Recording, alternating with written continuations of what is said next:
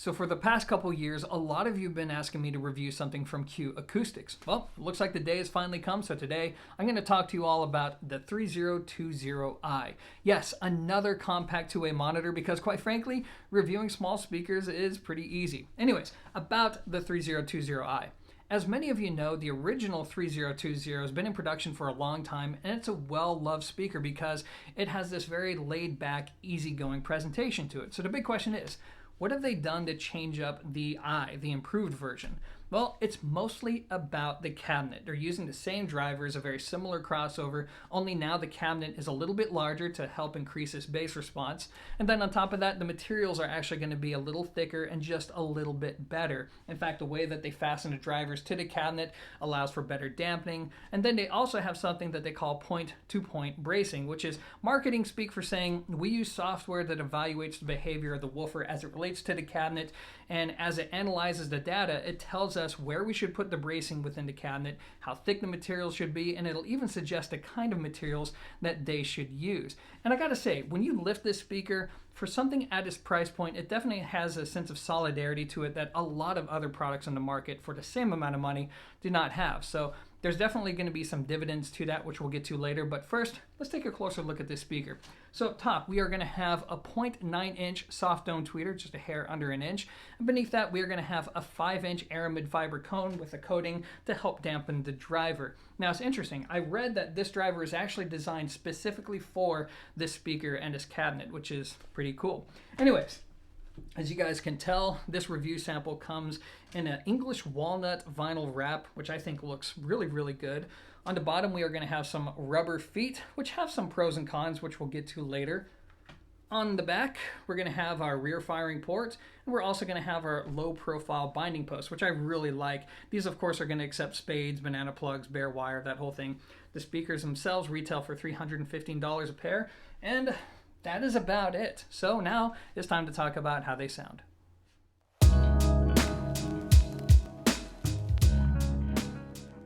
So I admit that before my review samples even arrived, I began to research what other people had to say about these speakers. And what I found was interesting. It seems like opinions are slightly split about the sound of the 3020i, with some people believing that it's a fairly neutral presentation with only a little bit of coloration, whereas others feel like this is a speaker that has a very distinct sound erring towards the warm and rich side of neutral. So the big question is, well, which is it? All I can do, of course, is relay my experience to you guys, but in my experience, the answer is a little bit of both, but yes, this is a speaker that has a very distinct sound, and I would say that it does err towards the laid-back, warm side of neutral, and that's because it doesn't project in a forward way like, say, Klipsch or JBL or Kef. It doesn't have that light, thin, punchy sound. Instead, the top end is smooth. The mid-range has a little bit of warmth to it. The bass has a little bit of warmth to it. And this is a speaker that's more about depth within the sound stage as opposed to throwing the sound towards your ears. So that leads us to ask, well, what's the difference then between the original 3020 and the improved version? Because that's what the original was known for. And well, the answer is what you're going to get is a very similar sound, only the improved version has more prominence within the treble, and then you're going to get a more open sound. It just sounds freer of its own cabinet. So I think ultimately you're just getting the same general sound, only now it's been improved. It's better. And that leads me to the individual elements of the presentation, starting with the treble. So the treble is by far the most difficult thing to describe because on one hand, it's smooth. It's easy to listen to. Even on less than perfect recorded material, you can listen to the speaker for many hours on end. But on the other hand, it's expressive. There's prominence to the top end. It definitely can stand out, especially on certain systems. So how did they get something that has that prominent treble with good detail, good air, good separation, yet at the same time end up with something that's very smooth? Well, what I think they've done is I think they've boosted the lower treble, which is where most of the information that we listen to anyways exists, and then they probably rolled off the top end after that point. Now, I can't confirm that this is true because unlike with most of my reviews, I never spoke to the engineering team about this. So again, I could be completely wrong, but I'm guessing this is what's going on here. But anyways, the treble is going to be very good. And dare I say, slightly refined for something at this price point. So now let's talk about the mid-range. So the mid-range is arguably the star to show of this speaker because number one, and this is a personal bias of mine, it doesn't have that classic dip in the upper mid-range that you're going to find with so many compact two-way monitors. And this results in a very complete, full-sounding mid-range. There's going to be a little bit of warmth there, but overall I would say that it's going to be a fairly even-keeled mid-range presentation. It has good, very pleasing tone. Male vocals aren't going to sound overly chesty, but the big thing is that female vocals won't sound overly thin either unless the recording itself is pretty thin. So the mid-range overall, very good. And then we're going to get the bass. So the bass is where you're going to get most of the warmth. Now I wouldn't say it's boosted in any way, it's kind of a consequence of a lot of budget speakers, even when a speaker uses a good cabinet. Now the bass itself, I would say, is a good split between heft and speed. It's not the quickest bass you're going to hear. It's not going to be the most prominent and strongest bass that you're going to hear from a small speaker. Instead, it just provides a really good foundation for the rest of the presentation, airing again towards the warm side of neutral. And I think for a lot of music, especially in a small room, it's going to be good enough by itself. I listen to a very wide variety of music, but I feel like if you're a bass hound, you're definitely going to want to use a good sub or two to pair up to these speakers, because while the bass output is strong and it has really good power handling characteristics, it's not going to be visceral in any way, shape, or form. And that leads me to dynamic output. So dynamic output on this speaker is just going to be okay for the money. Look, when it comes to being able to reproduce the sound of a crescendo and to start and stop on a dime, it's not necessarily going to do that like some other speakers do. It'll handle it okay, but it's not going to be very impressive in that sense. But what is impressive is the power handling characteristics. So despite how small the speaker is, you can take it to pretty loud volumes without encountering a whole lot of distortion, unless you listen to fairly complex music with, say, a lot of kick drums, especially if speed is going to be the object here. A good example being select metal recording. So I'm somebody who likes to listen to Epica, Killswitch Engage, Nightwish, bands like that.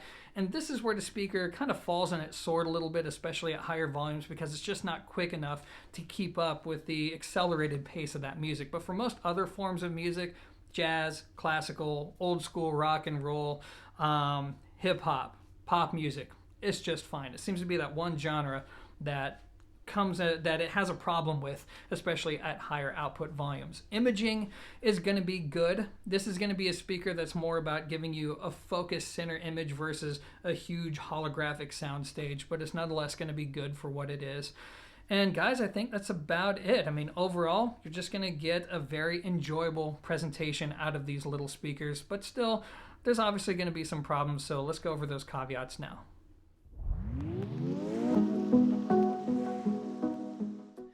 Okay, so let's go ahead and get the obvious and more pedantic observations out of the way first. Number one, not everybody is going to like the aesthetic of these speakers. The chrome around the drivers, the elongated cabinets.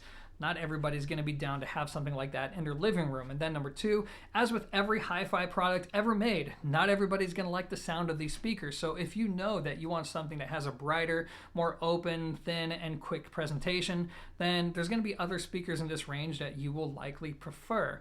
And then there's going to be what I just mentioned not long ago, which is the fact that even though they sound good on a wide variety of music, for some reason, with select genres of metal, they just kind of fall apart. They become very muddy sounding, and even though that can still be very pleasant, if you're somebody who listens predominantly to that genre of music, these speakers likely won't be for you. So now let's move on to some other observations, starting with the rubber feet on the bottom of the speaker. So they're spaced very far apart, and even though they can still work on a casual stand, they're a little bit finicky to work with, and that's because they were designed to go on QAcoustics' own speaker stand. So I wish they were able to put the rubber feet closer together. I tried to see if they could come off. I couldn't get it to work, but then again, I'm the guy who apparently couldn't get the speaker binding post on the crown right, so what do I know, right? Anyways, moving on. When it comes to low-level listening, they're good, but they're not really great in that regard. I mean, like with most speakers that are on the smooth and warm side of neutral, they need a little bit of volume in order to come alive, so to speak. And then lastly, when it comes to driver integration, I think they're good, but they're not going to be amazing in that regard, especially in the off-axis. I think it is possible to hear that here's the tweeter, here's the woofer, especially in the near field, you're going to notice that. At a regular distance of, say, 4 to 5 feet away from the speakers right in between them, the driver integration is good, but you can still tell that, yep, there's still going to be a tweeter here, there's still going to be a woofer. It's just that the voicing is so pleasant that I feel like it's something that you can just live with. And plus, let's face it, a lot of speakers at this price suffer from the same thing. It's just almost a consequence of budget. But anyways, guys, that's going to be it for the caveats. So now let's talk about what you can do to get really good sound out of these speakers.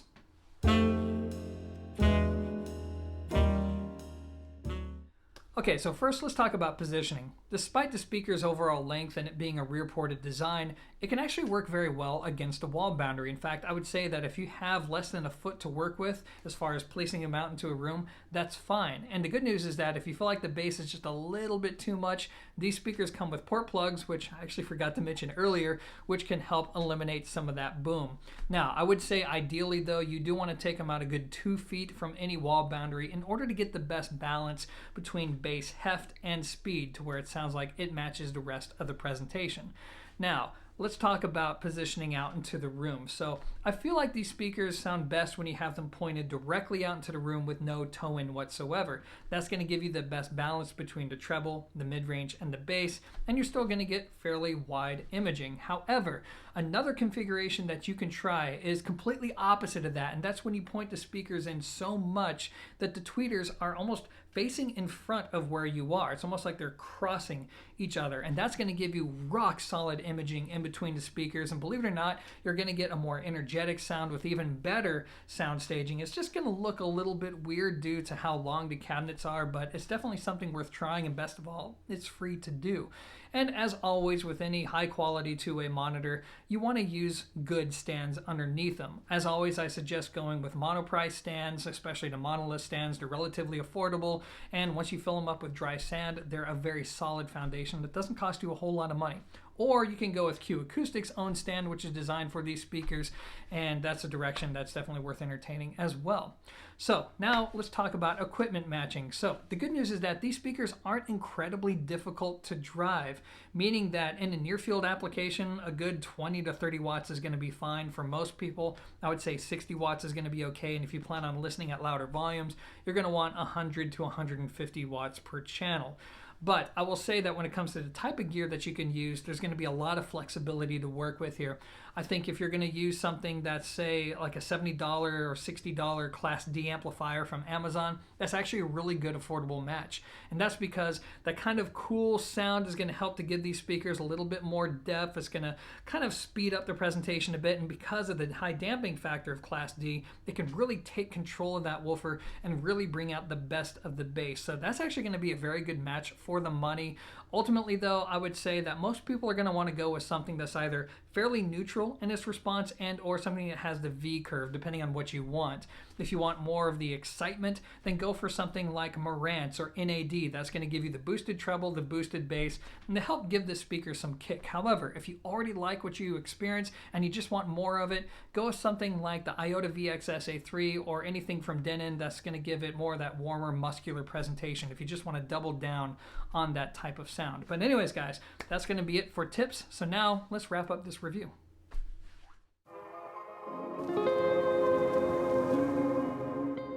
Okay, so I'm going to wrap up this review by laying down two subjective observations. The first is that I feel like the 3020i is a worthy successor to the original 3020. It has the same general sound, only now it's slightly stronger. It's more open, it's more expressive, particularly along the top end. And I think it's a sound that more people are going to enjoy.